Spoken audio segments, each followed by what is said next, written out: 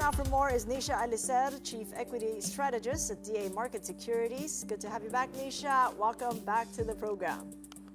Hi, Kathy. Thank you for having me. Yeah, how things have changed since the last time we talked. I mean, it was all Trump tariffs coming down upon risk appetites, and now we're seeing a rally in both the peso and the PSEi. What do you make of that reaction in just 48 hours? A big change there in risk appetites.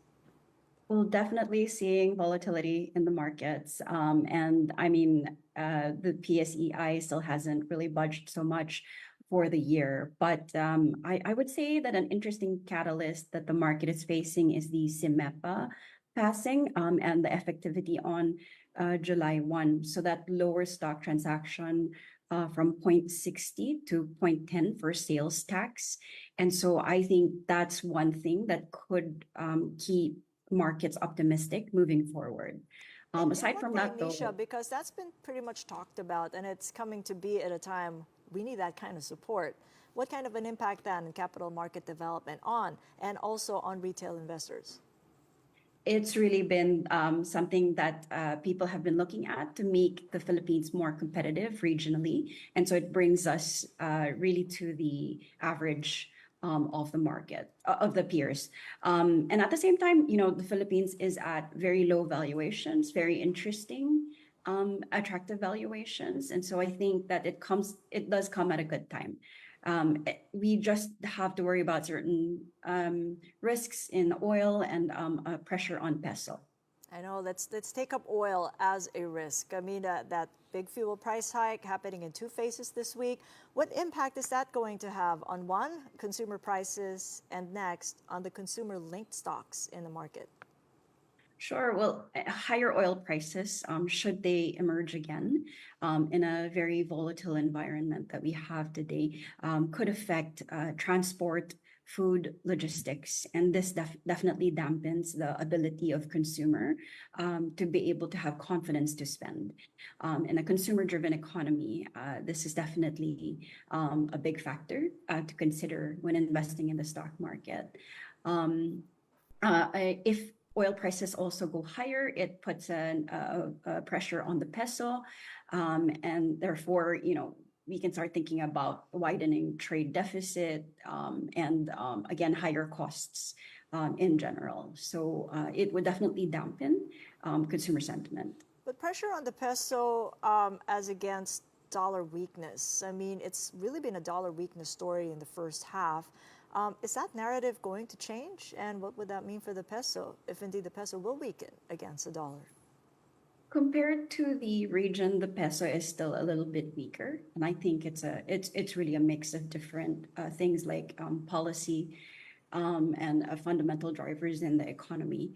However, we do think that it isn't that weak. It's just it's just down by 2.2 to 3%.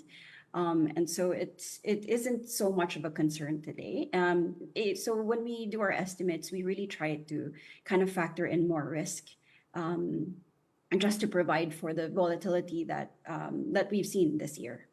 What has that volatility meant for the overseas Filipino workers who remit money and who would benefit from a weaker peso?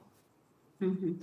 Well, it's definitely an interesting mix for the Philippines. We have to have like a very good balance. So we have tariffs that might be effective in by July 9, but then we're also negotiating to bring that down.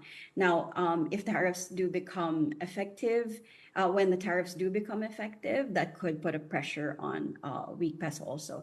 I think what it's done for the Philippine economy is that it's really supported a consumption-led economy. And so if we're able to manage that dynamic, then that would be interesting. At the same time, we also have to contend with inflation, peso, and interest rate hikes, interest rate cuts. So we are in the direction of rate cutting. I believe that the estimates are going to be that we can go down by another 50 bips. But if inflation threatens that, and also if oil prices can become volatile on the upside again, then that could be at risk. How much of a risk then if we input tariffs? I mean, there's a lot of uncertainty there. There's a negotiation going on, and the ending of the tariff pause on July 9th. How does it sit now in the order of risks, and how should investors prepare? So the tariffs are applicable to electronics, to food, but there are exemptions to the high-value electronics sector. We do think that if we're looking at the market, if we're looking at investment flow, the Philippines is still has an advantage because our tariffs are still lower than the region. So that plus the lowering of the stock transaction tax actually bodes well for the Philippines, especially at a time when we have very attractive valuations in the market. We just have to manage our inflation, interest rate, and the peso. What about that interest rate differential? I've spoken with Eli Remolona, the governor, last Friday, and he made a mention of being comfortable with at least 50 bips interest rate differential. What impact might that have on his ability to accommodate what you think might be a 50 basis point rate cut down the line this year? Governor Ramolana has spoken about oil-driven inflation, and so I think he would stick to that in terms of being able to decide on the next possible cuts.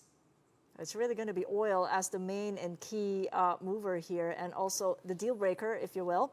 Where are we now on the conversations on sustainable or renewable energy for the companies there that have latched on to this kind of a themed investment, and how investors are responding to it with oil prices on the rise again?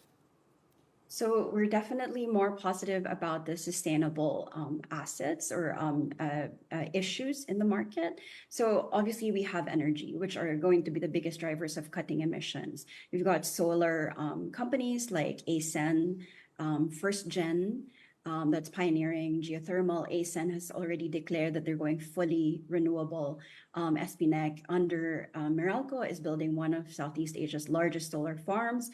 Meralco is investing in solar and batteries. So that's pushing ahead. And this volatility in oil is actually supporting that direction, that choice.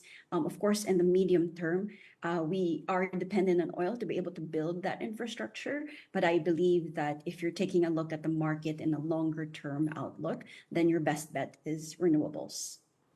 Well, renewables back in vogue again with the volatility we're seeing in crude oil globally. Thank you, Nisha Alicer, for your insights. Much appreciated. DA Market Securities.